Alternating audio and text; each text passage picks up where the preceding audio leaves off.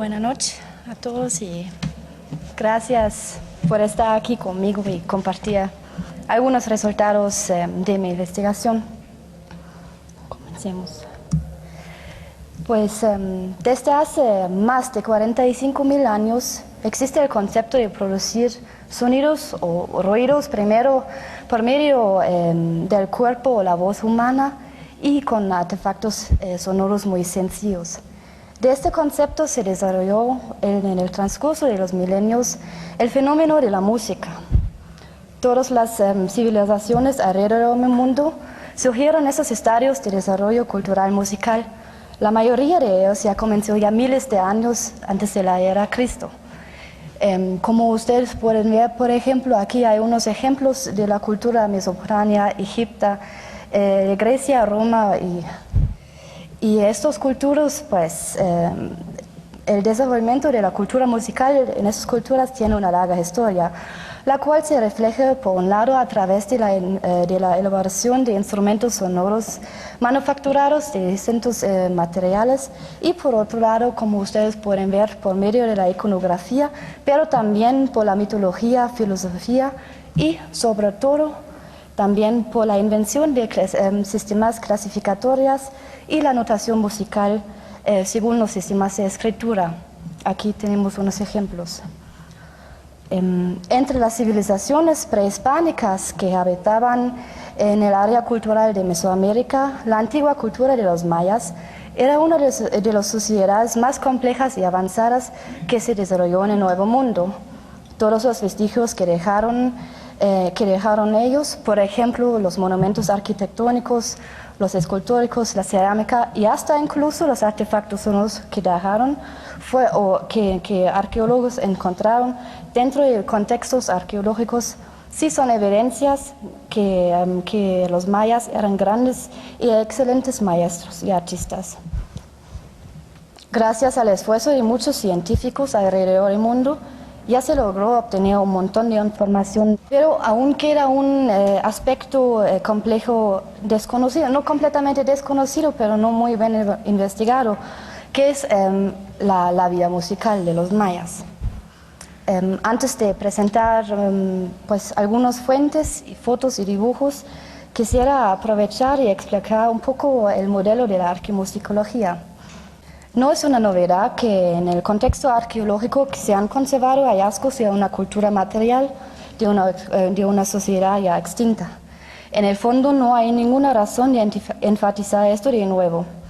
Sin embargo, no solamente restos de una cultura material se han transmitido en el contexto, sino hasta incluso los conceptos acústicos y sonidos se pueden traducir materialmente en estos contextos. Por ejemplo, a través de una variedad de instrumentos musicales o representaciones visuales con carácter musical.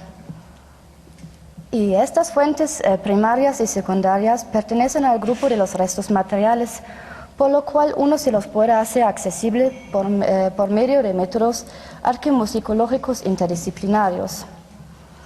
Para ejemplificar el procedimiento de la arqueomusicología, es oportuno explicar un poco este modelo que podemos ver ahí, que fue desarrollado por el musicólogo Dr. Olsen de la Universidad de Florida en Tallahassee.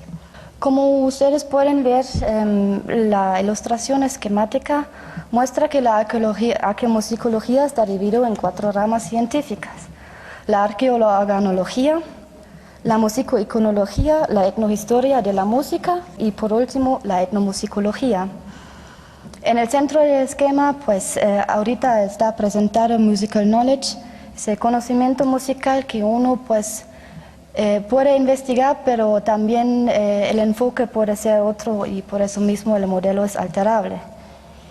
Enfoquemos ahorita un poquito en las 4 ramas. Pues la primera rama, denotada como proceso arqueomusicológico, representa como la arqueomusicología misma o la arqueorganología. Es decir, este estudio se enfoca en la investigación de los instrumentos sonoros mismos que se han conservado en su contexto original o fuera del mismo, por ejemplo, formando partes de colecciones de museos estatales o privados. No cabe la menor duda que este paso es algo, frecuentemente algo difícil porque en muchos casos ya carece la información del contexto arqueológico, pero aún se pueden realizar muchas investigaciones al respecto de la morfología de las piezas y en muchos casos también de los sonidos, o sea, se puede hacer muchas grabaciones o registros de sonido. Pero sabemos también que frecuentemente estos estudios ya no se dejan realizar porque tomando en cuenta que la mayoría de los artefactos sonoros reportados por arqueólogos o por proyectos arqueológicos se encuentran en malas condiciones de conservación o son fragmentados, desgastados o muchas veces tapados con tierra. Pero este paso es sumamente importante.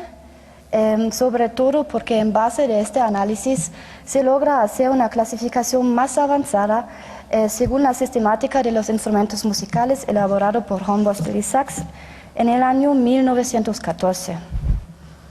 Analicemos el proceso musicoiconológico.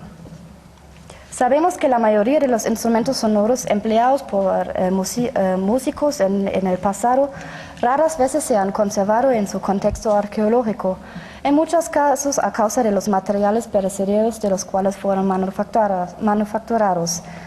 Conclusiones al respecto de los materiales, las técnicas de construcción, pero sobre todo su ejecución y los acontecimientos, hay que realizar entonces en base de las distintas fuentes iconográficas que dejó una civilización bajo investigación. El proceso músico-iconológico también incluye el análisis del simbolismo del instrumento sonoro mismo, el cual se puede manifestar tanto por la forma, por la coloración, así como a través de incisos y aplicaciones figurativas.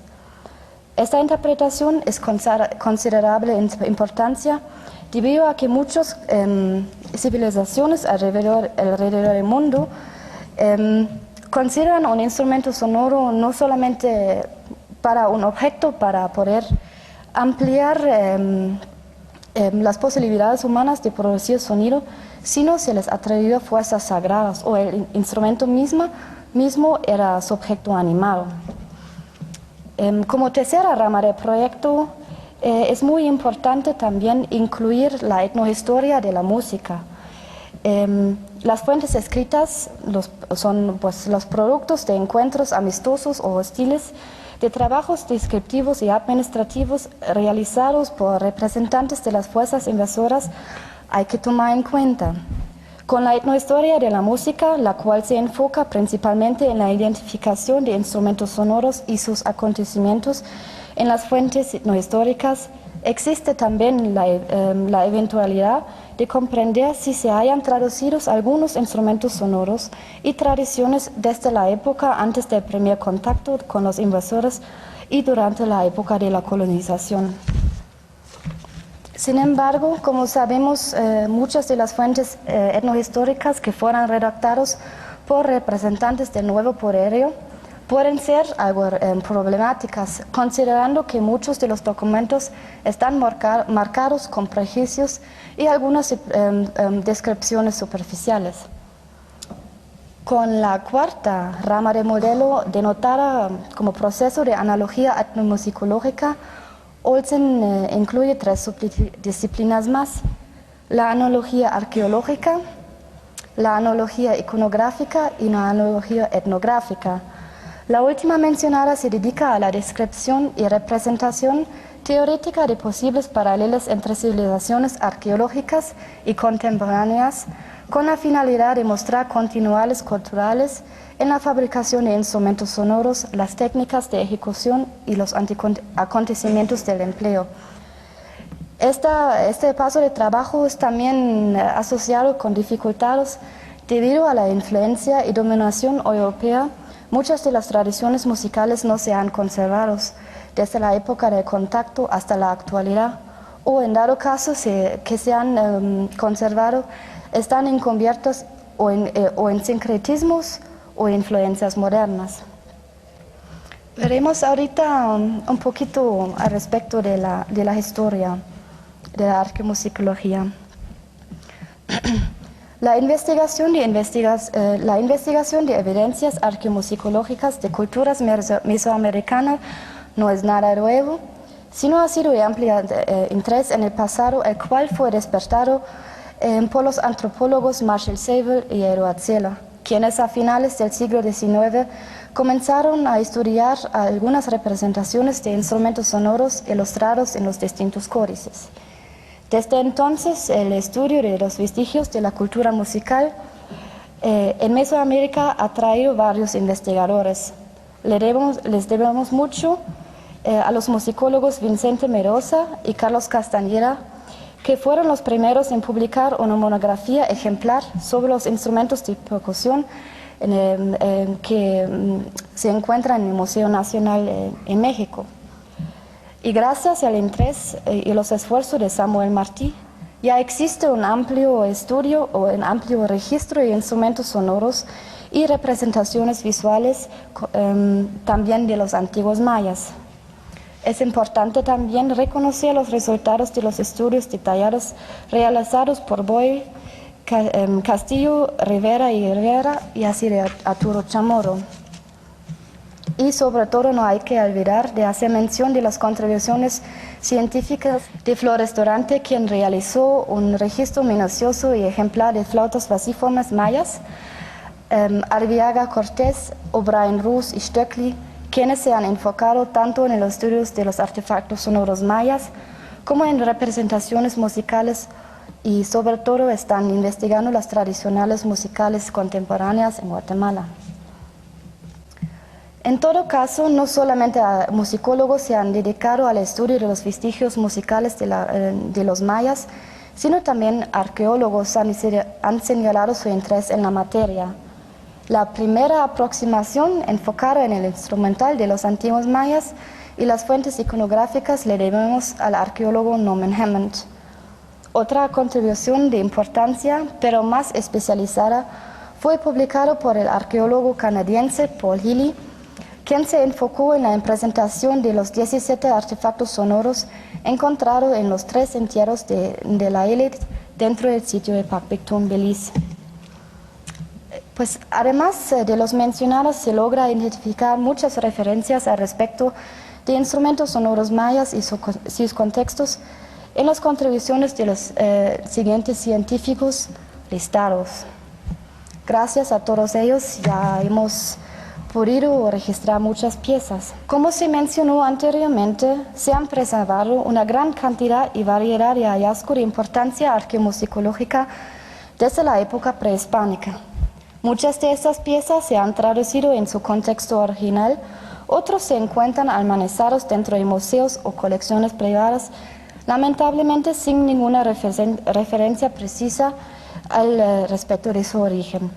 No obstante, todas las piezas, igual si tengan o no tengan contexto arqueológico, nos sorprenden, debido a que no solamente comprueben que la vida musical de los antiguos mayas no era nada subdesarrollado ni monótono, sino demuestran que los fabricantes de los objetos poseían un inmenso conocimiento de la acústica, una paciencia y capacidad artesanal para poder elaborar ciertos tipos de instrumentos de viento simples o poliorgánicos. Para poder imaginarse mejor las familias, tipos y variedades de los instrumentos sonoros mayas, iniciamos al fin con la presentación de los grupos más importantes. Pero antes hay que mencionar que según la clasificación de Hornbostel y Sachs, existen en total 4 categorías de instrumentos musicales representados por los idiófonos, los membranófonos, cordófonos y los areófonos. Los idiófonos son representantes de una categoría de instrumentos sonoros cuya materia prima misma genera el sonido sin necesidad de emplear cuerdas tensadas o membranas. Según la técnica de emitir el sonido, se divide la familia en distintas clases y subclases. Los membranófonos, es decir, los tambores, generalmente se caracterizan por poseer 1 o 2 membranas estirados sobre un marco de un recipiente abierto o cerrado, con los cuales se puede lograr el sonido al ser golpeados con las manos del instrumentalista o con baquetas, por ejemplo. Según la manera de producir el sonido se dividen los membranófonos en 4 grupos, así como en distintos subgrupos dependiendo de la forma que tenga la caja de resonancia y por supuesto la cantidad de las membranas. Cordófonos son instrumentos cuyo principio sonoro se basa en la vibración de una o varias cuerdas, los cuales están amarradas en los 2 lados opuestos del instrumento. Entre los vestigios arqueológicos que nos dejaron los antiguos mayas, hasta ahora no se registró ninguna evidencia que nos pueda hacer suponer que existían instrumentos de cuerda durante la época prehispánica. No obstante, cabe mencionar en este contexto que según las interpretaciones de Donahue, quien analizó esta representación en el vaso Kerr 5233, que sí existía un instrumento de cuerda en la época prehispánica. En el centro de la representación usted puede apreciar que el instrumento obviamente está compuesto de varios elementos, entre ellos una cuerda que está fijada a un cuerpo de recipiente cerrado que muy probablemente representa a un timbal y un palo largo y delgado que tiene en la mano. Las representaciones o esta única representación o la interpretación de esta es difícil porque dependiendo de los criterios de la clasificación de instrumentos musicales que aplicamos, se puede interpretar este instrumento tanto como una tambor de fricción, o sea, como un membranófono o un monocordio. Pero la interpretación final tiene que quedar pendiente o hasta que encontremos más representaciones en la iconografía maya o quizás vestigios arqueológicos con los cuales uno se puede realizar más estudios detallados. De la categoría de los aerófonos está englobado una gran cantidad de instrumentos y constituye el grupo más numeroso y multifacético de instrumentos melódicos que se han reportado desde la época prehispánica. Su materia vibrátil consiste en una corriente de aire que puede ser libre o atmosférico o dentro de un cuerpo abierto o cerrado. Pero antes de que veremos más de los aerófonos, regresamos al grupo de los idiófonos. Entre los materiales arqueológicos que se han sido reportados por muchos proyectos en el área maya, se registran una gran cantidad de diversos artefactos idiófonos. Entre ellos, como podemos apreciar aquí, tunes hechos de caracol marino, madera o piedra, caracoles, caparazones de tortuga, collares o cinturones de cascabeles de caracol marina o cascabeles fabricados de cerámica, cobre o oro, platos o vasijas sonajeras de cerámica con soportes ahuecados de varias formas, así como sonajas de cerámica en formas de personajes antropomorfos o zoomorfos, y raspadores sin o con caja de resonancia elaborados de hueso, bejuco, caracol marino y muy probablemente de madera. Siendo elaborados con materiales perecederos, muchos de los artefactos idiófonos mismos listados anteriormente solamente se han conservado en el arte maya, formando parte de escenas complejas con carácter musical. Así sucede, por ejemplo, con el raspador fabricado de bejuco u otros materiales, las sonajas basiformes de calabazas con mango larga y con una corona de plumas, y con los bastones de trampillas. De los idiófonos mencionados por último, nos quedaron tantas evidencias pictográficas como referencias jeroglíficas que se puede identificar en los dinteles 9 y 33, así como en la superficie de las estelas 11 y 16 del sitio Yaxchilán. Los instrumentos obviamente fueron utilizados durante un baile sin nombre especificado. De los tunes, por ejemplo, que hemos visto antes, y que se caracterizan por tener un cuerpo largo, fabricado de un tronco ahuecado con incisiones en forma de H en la parte superior y que se tañe normalmente con una baqueta larga. Esos sí son representantes de un caso muy especial. por los materiales perecederos de fabricación lógica y normalmente no se pudieron conservar solamente bajo muy buenas circunstancias, como fue el caso con el fragmento de un tun encontrado bajo agua durante las exploraciones arqueológicas en las cuevas de Balancanche en Yucatán. Ese es el ejemplo al lado izquierdo.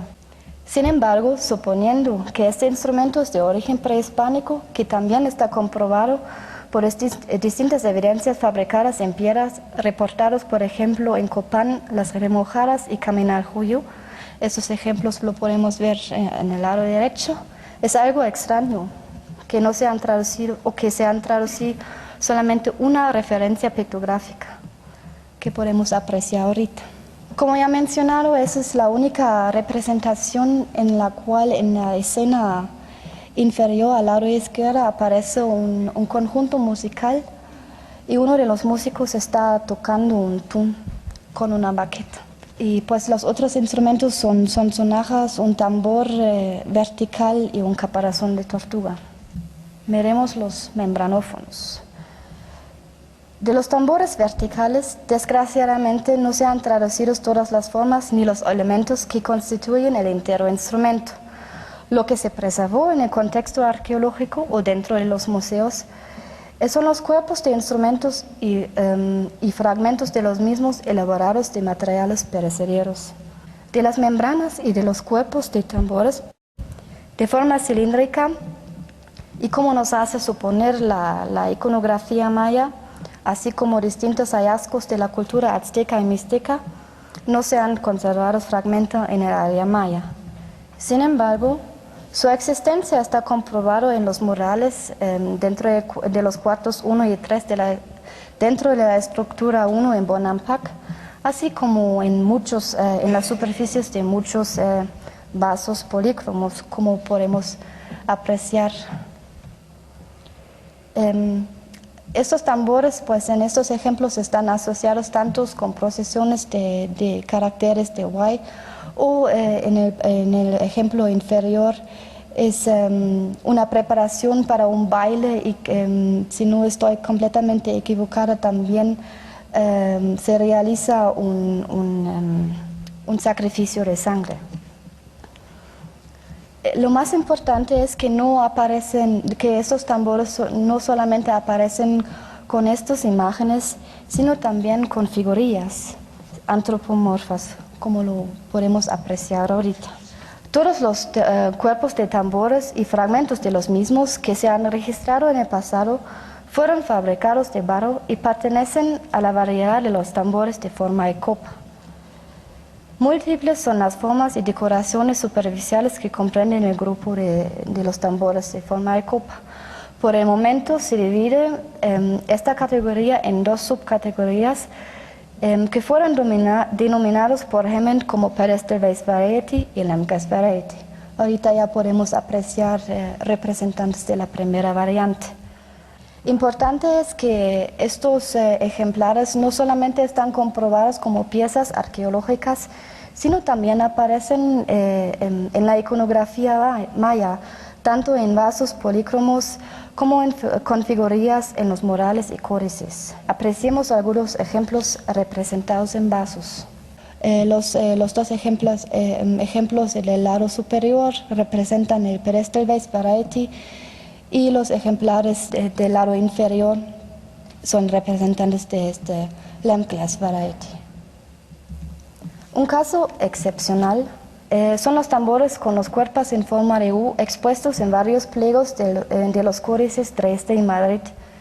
Según la opinión de Castañeda y Mendoza, se trata de un cuerpo cilíndrico alargado cuyas bocas se curvan hacia arriba, teniendo en solo uno de los dos marcos superiores un parche estirado, mientras la otra boca queda abierta.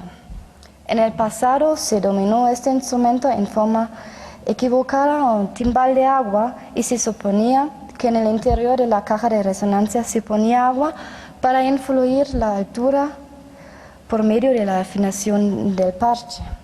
No obstante, como señala Contreras, esta suposición no goza fundamentos sólidos, considerando que un instrumento como esto En primer lugar, hasta ahorita no han sido reportados por arqueólogos en el área maya.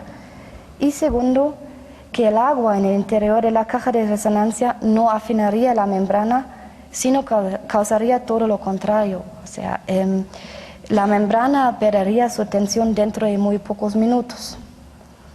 A todo esto hay que tomar en cuenta que un tumbal de agua necesitaría un acabado apropiado tanto en el exterior como en el interior para que no se filtre agua dentro de muy poco tiempo. Para contener las áreas, es más probable que el instrumentalista manipulaba con una de sus manos el sonido y la afinación del instrumento al reducir y incrementar el diámetro de la boca por donde se ha liberado el sonido. En los tambores de forma U, este efecto pudo haber funcionado como obturación. El resultado sería que se obtendría distintas alturas en un mismo instrumento, en intervalos, que pudiera definir el ejecutante experimentado hasta los límites de microtonalismo.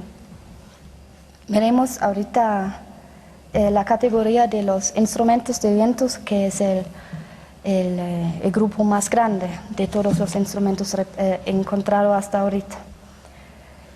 La categoría de los instrumentos o de los verdaderos instrumentos de viento es más complicado y compleja, considerando que para poder clasificar un artefacto de esta familia hay que registrar muchos más detalles que no solamente se encuentran en el exterior del instrumento, sino también en el interior. Las posibilidades de producir sonidos son multifacéticos y se manifiestan de diversas formas. Los grupos principales y los más conocidos hasta la fecha son los verdaderos aerófonos de embocadura o de soplo directo, los verdaderos aerófonos de boquilla o de soplo indirecto, o las trompetas naturales. La característica principal para poder distinguir los instrumentos de los primeros dos grupos es la ausencia o la existencia de una boquilla. Según Arriaga Cortés, los verdaderos aerófonos de embocadura, por ejemplo, resultan más difíciles de ejecutar, tomando en cuenta que el instrumentalista mismo tiene que crear con sus labios una corriente de aire, calcular con precisión tanto el ángulo de incidencia y presión preciso de ataque al filo para producir el sonido. En cambio, los instrumentos de soplo directo que poseen una boquilla, dentro de la cual se encuentra un canal de insuflación, son más fáciles de ejecutar.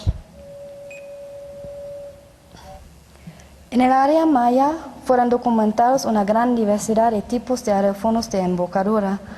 La mayoría de los casos conocidos se trata de flautas con varias cámaras vasculares cuyos cuerpos de resonancia están organizados en distintas maneras, por ejemplo en forma de L o en forma de B pequeña, a manera horizontal y vertical.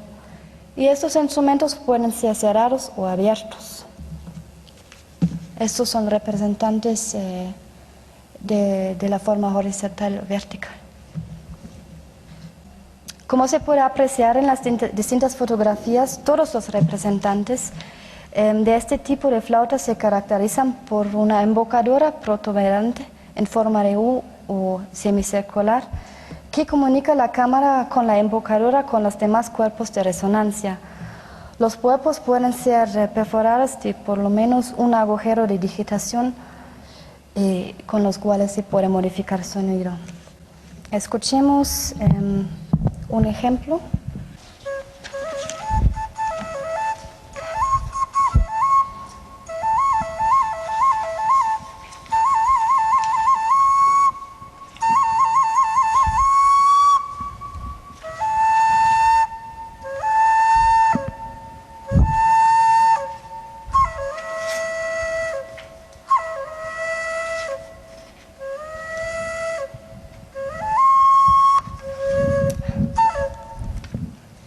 Entre muchas variedades de flautas de soplo indirecto, reportados no solamente por proyectos arqueológicos en el área maya, sino también en otras partes del mundo, está representado por las flautas tubulares, verticales y abiertas con una boquilla de tipo pico.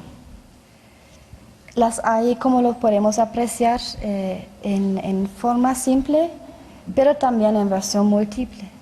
y cuentan con hasta 4 cuerpos que están organizados horizontalmente, uno pegado al otro, y pueden tener distintas dimensiones. Las flautas cuádruples, que son muy características para las culturas del Golfo y Teotihuacán, lastimosamente no se han reportado muchas veces en el área maya. De hecho, hasta la actualidad han sido publicadas solamente 2 flautas cuádruples que, según la doctora Ore, fueron encontrados en un entierro en el sitio de Beckingport, Belice. Eso es, por ejemplo, el ejemplo en el lado derecho e inferior. Dentro del grupo de las flautas múltiples se engloban también los ejemplares mixtos, los cuales, como señala Arriaga Cortés, cuentan con 2 sistemas de producción sonoro. En un lado extremo del instrumento se encuentra un silbato de mentón y cuentan también con una flauta transversal de forma cilíndrica, cuyo canal de insuflación se ubica sobre un costado. Escuchemos nuevamente unos ejemplos de un instrumento que se encuentra aquí en el museo.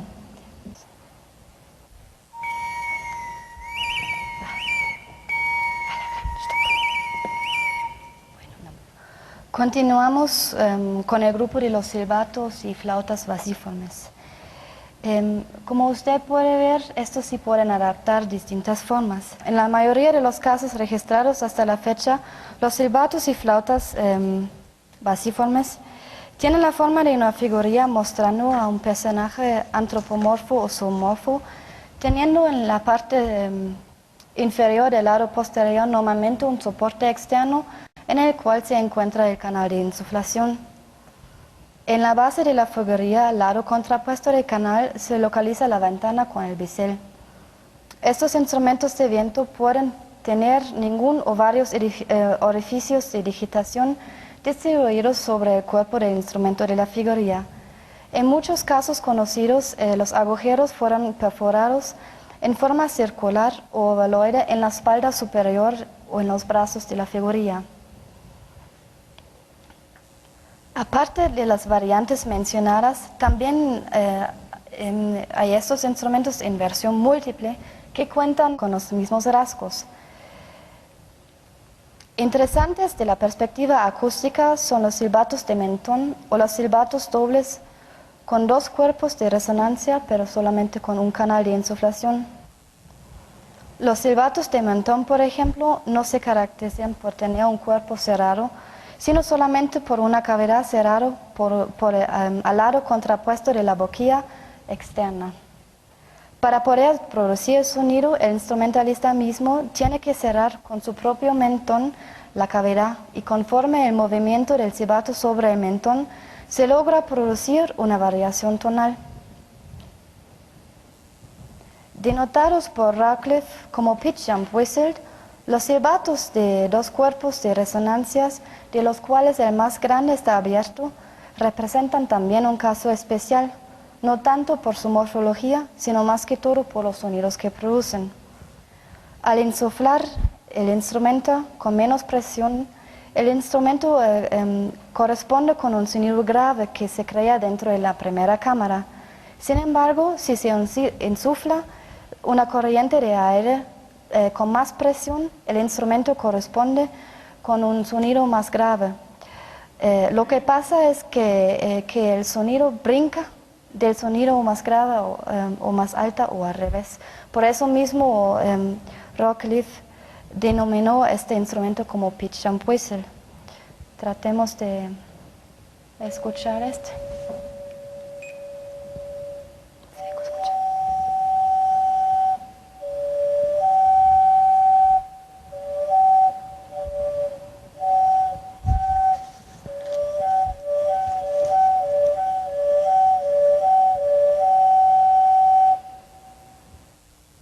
Otro caso excepcional dentro del universo de los verdaderos instrumentos de viento son los silbatos de muelle de aire, también conocidos con los nombres silbatos de la muerte o distorsionadores.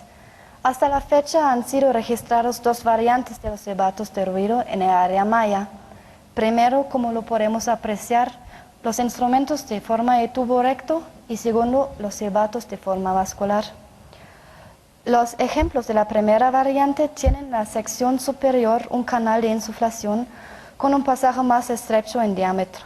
Al final del canal, por medio del canal se dirige la corriente de aire primero a una cámara de colisión y después por otro orificio a la cámara de despresurización, la cual es más amplia, globular o ovaloide en forma. Conectada a la cámara de colisión está la caja de resonancia tubular, la cual puede estar perforada de agujeros de digitación. Silbatos de la segunda variante cuentan también con las características mencionadas anteriormente, con la diferencia que son basiformes, son más pequeños en dimensiones y la cámara de despresurización no se encuentra al exterior del instrumento, sino está escondido dentro del cuerpo. Apreciemos ahorita algunos ejemplares de la segunda variante, que todo es contexto arqueológico, y algunos de la primera variante, para que ustedes se puedan imaginar por qué se llama silbatos de muelle de aire o silbatos de ruido. Escuchemos el sonido.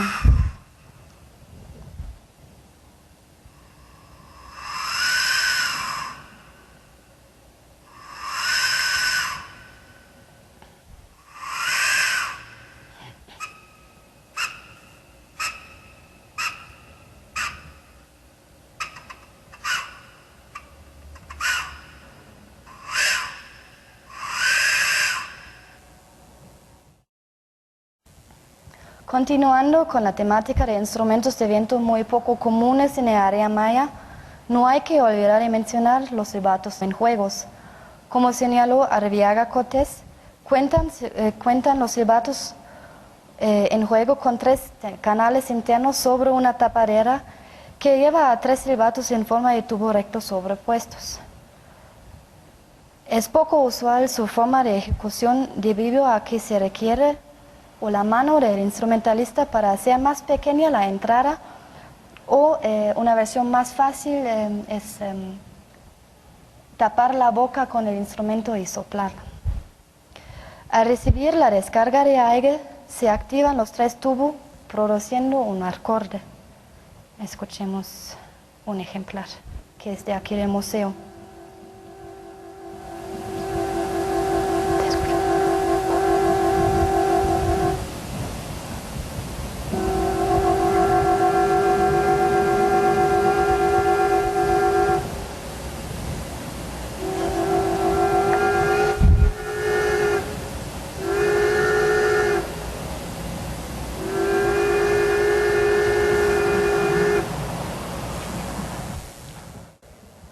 Pasamos ahorita a otra categoría de instrumentos que son las trompetas naturales. Las trompetas naturales no tienen dispositivos para modificar la tonalidad del instrumento, por lo tanto obedecen a otro principio sonoro. No es una corriente de aire que choca contra un bisel, sino son los propios labios del instrumentalista que tienen que vibrar para producir el sonido. De las trompetas verticales que fueron manufacturadas de materiales perecederos, lastimosamente no se han traducido ejemplares arqueológicos. Sin embargo, la iconografía maya indica que existían y que fueron empleados en distintos acontecimientos. Hay que enfatizar que en varios sitios arqueológicos dentro del territorio maya, en Guatemala, México y Belice, fueron reportados huesos largos, ahuecados por dentro y trabajados, tanto en los 2 lados opuestos como en las superficies. Según la hipótesis de Linda O'Brien Druce, quien realizó un estudio detallado de una pequeña colección de estos huesos, estos artefactos muy probablemente representaran boquillas de trompetas mayas, los cuales estaban conectadas a conos acústicos fabricados de materiales perecederos. Otra trompeta vertical, y que según se sabe, el único ejemplar de maya fabricado de barro cocido, pertenece a la colección del Museo de Antropología en Villahermosa, en Tabasco.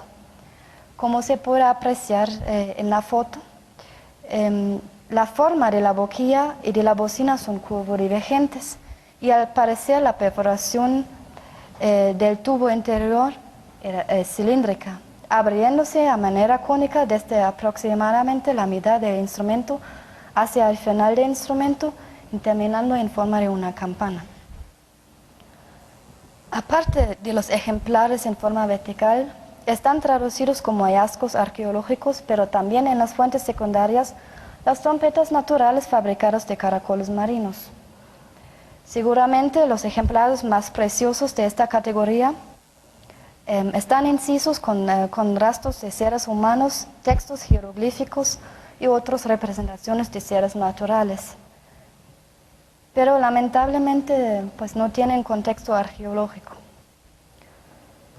Otro ejemplar preciso, lastimosamente con un cuerpo en un mal estado de conservación, muestra en la superficie varias representaciones de prisioneros, tanto del sexo masculino como del sexo femenino. Y cabe señalar que los artesanos mayas también fabricaron réplicas de las trompetas de caracol marino, imitando a perfección tanto la forma exterior como la interior. Reproducciones exactas como las presentadas no fueron reportadas muchas veces en el pasado, y los pocos ejemplares conocidos lamentablemente carecen mayor información al respecto del contexto. Escuchemos un ejemplar.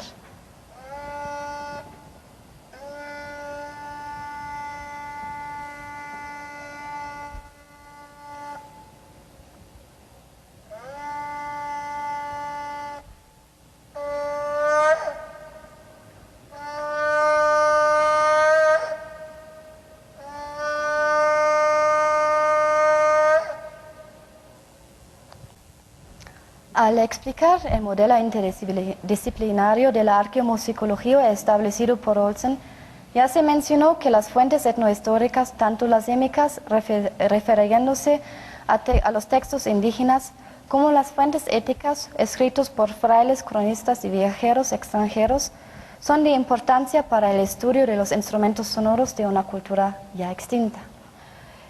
En el caso de los antiguos mayas, por ejemplo, se han transmitido muchas fuentes que son de suma importancia para el estudio arqueomusicológico.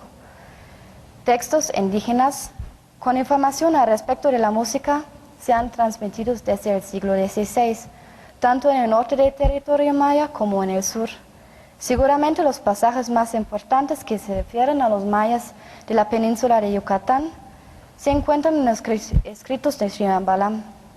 En el Chilambalam de Chumayel, por ejemplo, se puede identificar varias referencias, como por ejemplo estos dos. Leemos. Bajarán ramilletes perfumados del cielo, sonará el atabal, sonará la sonaja.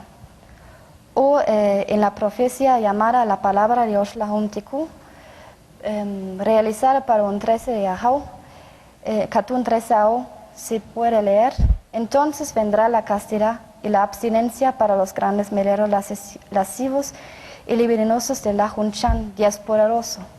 Soplará en su flauta Shakten el Ajau, señor de la flauta roja, encenderá fuego con las raíces de su pie. En el sur del territorio maya también se han traducido muchas fuentes en las cuales se puede identificar varios pasajes con relación a la música. Seguramente el documento más famoso es el Popol Vuh, el libro sagrado de los quichés. Ahí está. Hay varios pasajes, leemos los dos siguientes. Todas las artes les fueron enseñados a Humbats y Hunchuen, los dos hijos de Hunahpu. Eran flautistas, cantores, tiradores de cebertana, pintores, escultores, joyeros, plateros. Estos eran Humbats y Hunchuen. O el siguiente, enseguida se pusiera a tocar la flauta, tocando la canción de Hunahpucoy. Luego tocaron la flauta y el tambor, tomando sus flautas y su tambor. Después se sentaron junto a ellos a su abuela y siguieron tocando o llamando con música y el canto, entonando la canción que se llama Hunahpucoy. Además de las fuentes ya citadas, se puede encontrar mucha más información al respecto de la música, baile y los contextos en las siguientes fuentes. El título de Totonicapán, los anales de Cachiteles, el título Coyoy y el Rabinalachi. También se han preservado muchos trabajos redactados por cronistas españoles y viajeros y extranjeros que incluyeron observaciones alisadas al respecto de la música de los mayas. Las descripciones más detalladas al respecto del instrumentario musical de los mayas de Yucatán se encuentran en la relación de las cosas de Yucatán, escrito por Fray Diego de Landa, posteriormente el primer obispo de Yucatán. En este documento se lee: tienen atabales pequeños que tañen con la mano, y otro atabal de palo hueco de sonido pesado y triste, y tañen con un palo largo de leche de un árbol puesta al cabo, y tienen trompetas y largas y delgadas de palos huecos, y al cabo unos largas y tuertas calabazas, y tienen otro instrumento que hacen de la tortuga entera con sus conchas, y sacar a la carne, táñelo con la palma de la mano, y es su sonido lúgubre y triste. Y tienen silbatos hechos con las cañas de los huesos del venado y caracoles grandes, y flautas de caña, y con estos instrumentos hacen son a los valientes. A todo esto se puede identificar más referencias en las siguientes fuentes. En la historia general de los hechos de los castellanos de las islas y tierra firme del mar Océano, por Antonio Herrera, informe contra Illorum Culturas del Obispado de Yucatán, escrito por Pedro Sánchez de Aguilar, y la historia de Yucatán. Aparte de las fuentes que se dedican más que todo a las tierras bajas del norte, también nos informan los cronistas españoles y viajeros al respecto de los instrumentos sonoros, cantos y bailes del territorio de Guatemala. Por ejemplo, en la historia verdadera de la conquista de la Nueva España por Bernal Díaz de Castilla, en la brevísima relación de la destrucción de las Indias, la recordación de Florida, los viajes de Thomas Gage en la Nueva España, o la historia general de las Indias Occidentales, y particular de la gobernación de Chiapas y Guatemala. El estudio de las tradiciones musicales contemporáneas de los distintos grupos autóctonos es, como ya se mencionó, una investigación muy importante para la arqueomusicología, con la finalidad de poder comprobar si se han traducido hasta la actualidad ciertos elementos de la vida musical.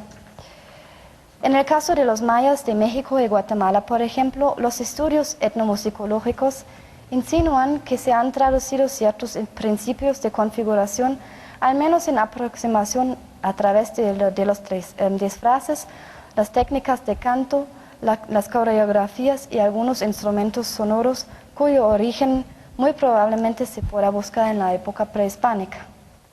Artefactos sonoros de la familia de los idiófonos que todavía son de importancia dentro de las comunidades indígenas de Guatemala y cuyo sonido afortunadamente no se ha expiado para siempre, son el tun y el caparazón de tortuga. Según la documentación de la etnomusicóloga O'Brien, llevado a cabo entre los 60s y 70s del siglo pasado, sabemos que el tun fue tocado por hombres sotujiles diariamente durante el amanecer, a mediodía y atardecer.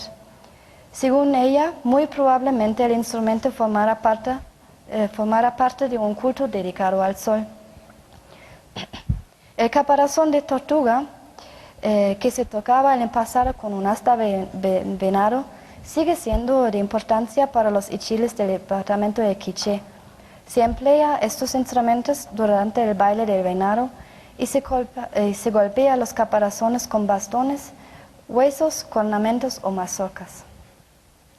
Aparte de los instrumentos mencionados anteriormente, también las sonajas son de importancia para los grupos, sobre todo para acompañar los movimientos del baile.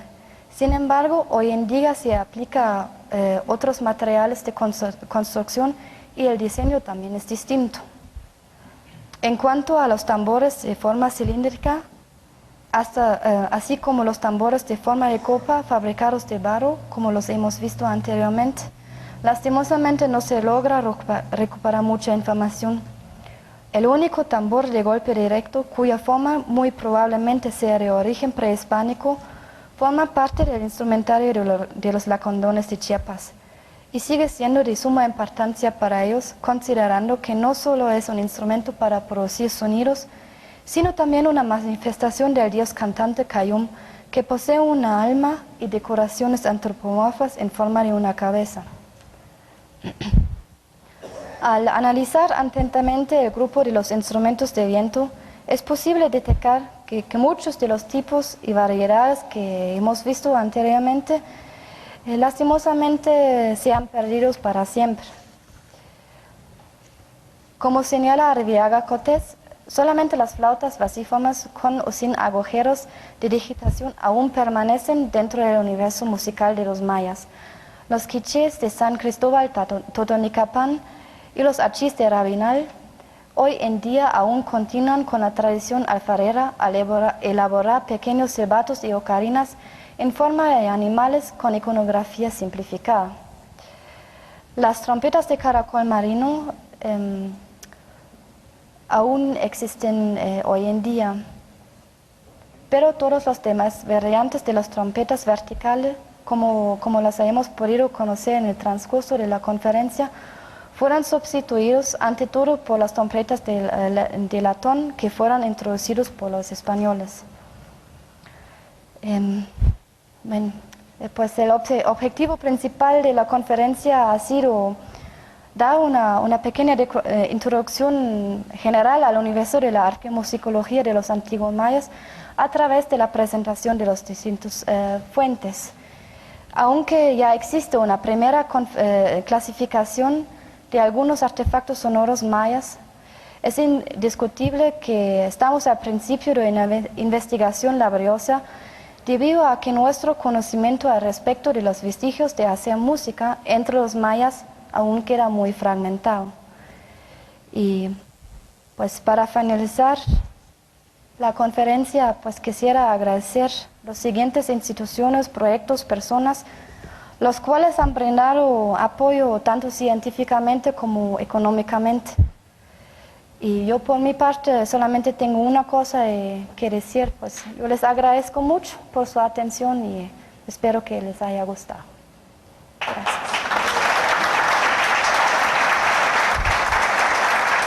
¿Se ha determinado de qué material eran los parches de los tambores de la categoría de los membranófonos?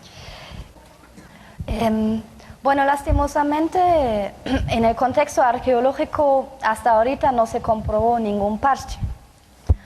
Pero según las referencias etnohistóricas, se hizo mención que fueron hechos de pieles de mono o hasta incluso de jaguares, dicen.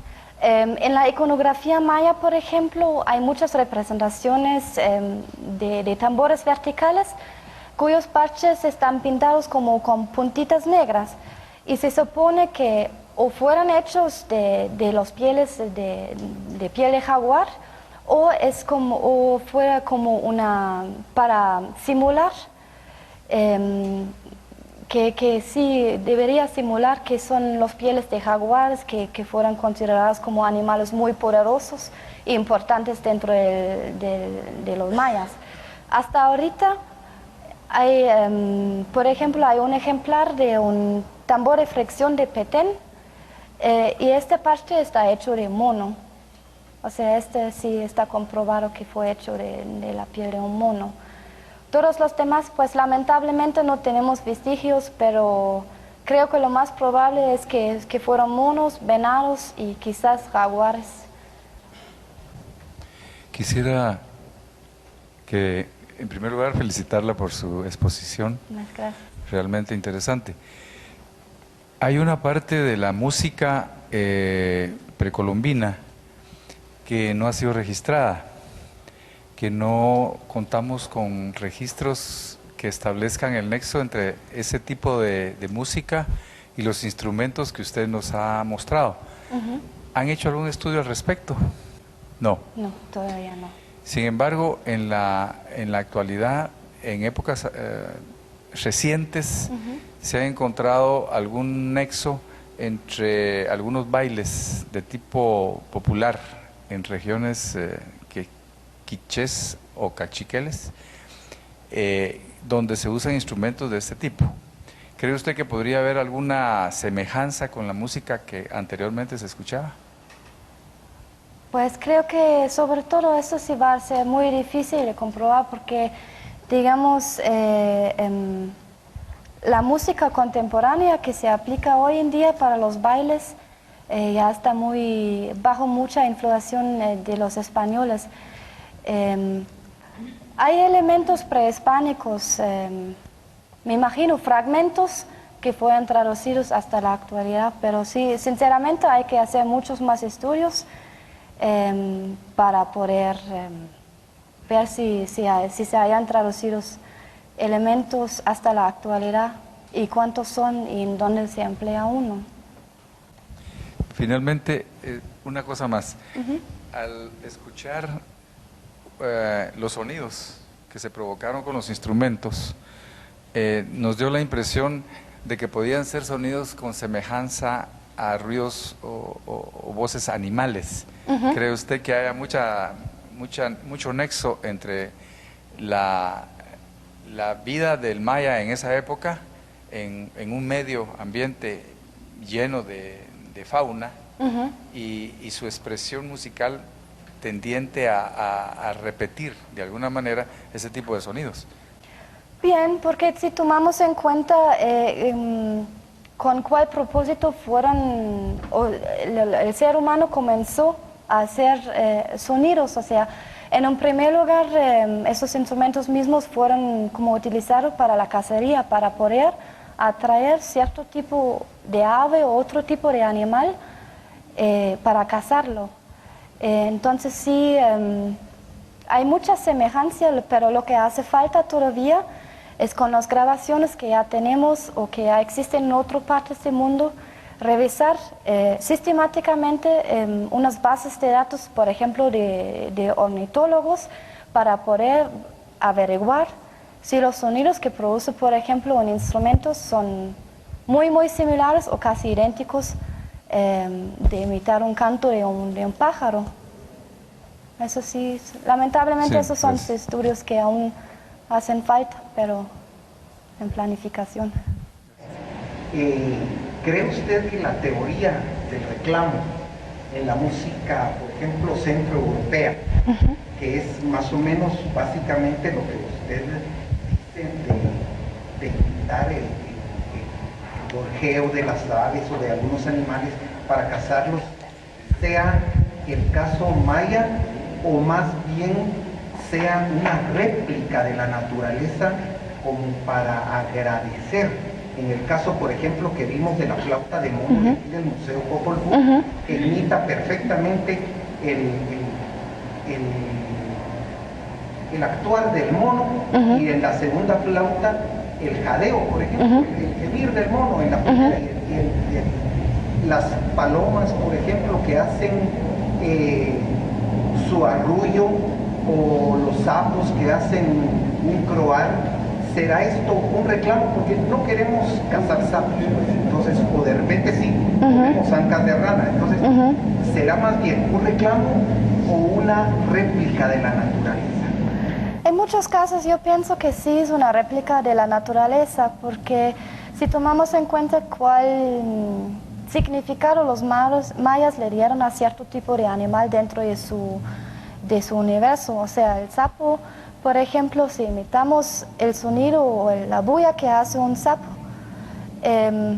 sinceramente no lo vamos a querer cazar para preparar como comida, pero sabemos que el sapo como habitante, tanto en la tierra como en el agua, sí fue considerado como un animal en primer lugar que es muy fértil, que vive en las dos partes.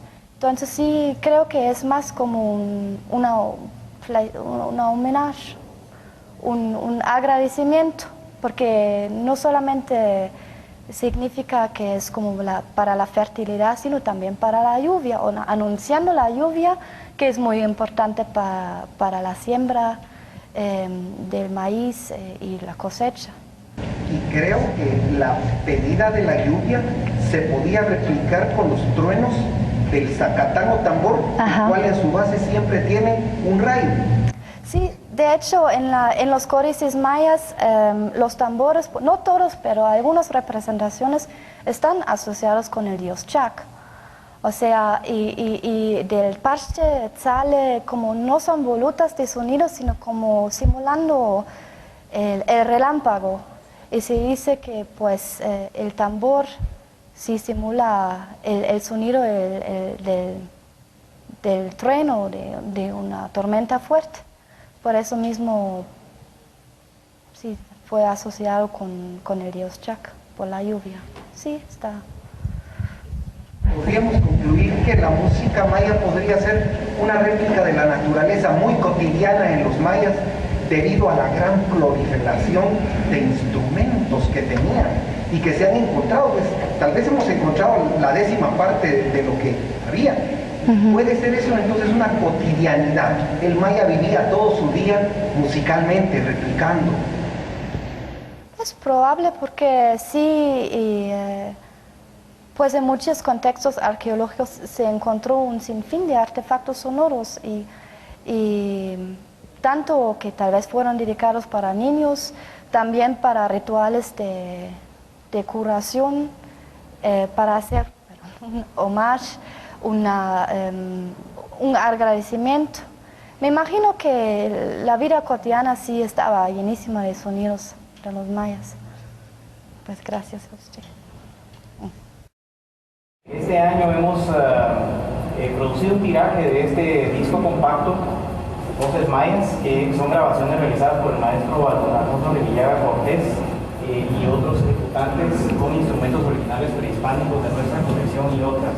Por varios años hemos tenido estas grabaciones pues, como parte de nuestra exhibición y mucha gente nos ha preguntado de por qué no queremos llevarnos a nuestra casa.